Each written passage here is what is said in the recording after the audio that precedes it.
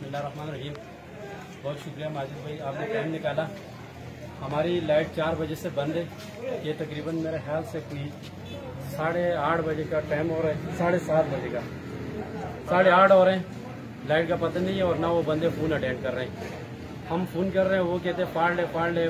पिछले 6 महीनों से उन्होंने हमारे लोड शेडिंग की शुरू की हुई थी कि भाई हम ये काम करते हैं, इसके अंदर शाख तराशी करते हैं। ये कैसी शाख तराशी थी आज तुम लोग देख रहे हो। ये किस टाइम हो रहे हैं, हमारे ऊपर अभी पसीना शुरू है। आज तकरीबन 47 सेंटीग्रेड गर्मी थी। इनके इतना एहसास नहीं है।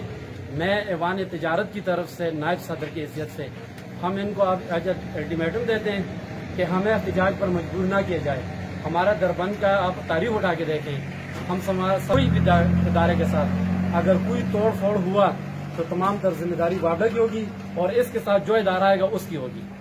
लिहाजा हमारे बच्चों का इनके पास कोई इनके दिल में रहम नहीं है तो हम भी नहीं करेंगे।